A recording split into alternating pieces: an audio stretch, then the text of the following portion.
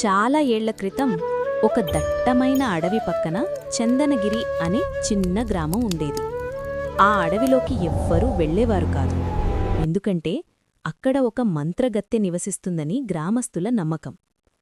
ఆమె మాయలు మంత్రాలతో అందరినీ భయపెడుతుందని చెప్పుకునేవారు. ఆ అడవిలోకి వెళ్లినవారు తిరిగి రారని ప్రతీతి. ఆమె చేసిన పనులు విని ప్రజలు భయపడేవారు. ఒకరోజు సాయంత్రం రంగడు అనే కుర్రాడు తన తప్పిపోయిన ఆమును వెతుక్కుంటూ తెలియక అడవి లోపలికి వెళ్లాడు. కొంత దూరం వెళ్ళాక అతనికి ఒక వింతైన ఇల్లు కనిపించింది. ఆ ఇంటి ముందు చెట్టు దగ్గర ఎముకలు మరియు వింతైన పువ్వులతో అలంకరించి ఉంది.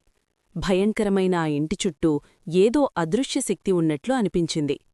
ఆ ఇంట్లో ఒక ముసలి ఆమె జుట్టు విరబోసుకుని మంట ముందు కూర్చుని ఏదో మంత్రం చదువుతోంది. ఆ దృశ్యం చూసిన రంగడి గుండె వేగంగా కొట్టుకుంది. భయంతో వెనక్కి వెళ్లామని ప్రయత్నించగా అనుకోకుండా ఒక ఎండుపుల్ల విరిగింది.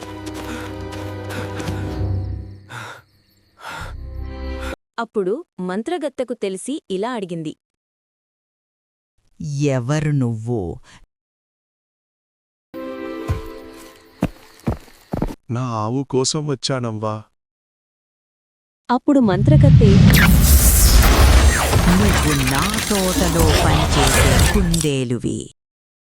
అప్పుడు రంగడు కుందేలుగా మారిపోయాడు.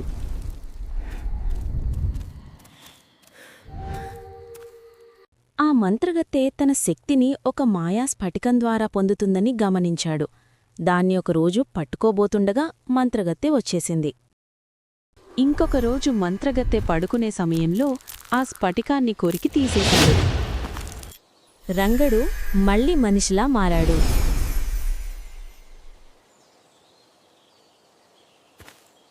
ఆ స్ఫటికాన్ని నేలకేసి కొట్టాడు. పక్షులుగా జంతువులుగా మారిన వారంతా మళ్ళీ మనుష్యులుగా మారారు. తన ఆవును తీసుకుని రంగడు ఊరికి తిరిగొచ్చాడు. ఊరి జనమంతా రంగడికి సంతోషంతో స్వాగతించారు. కుర్రకారులు రంగడిని భుజాలపైన ఎత్తుకుని ఊరేగించారు.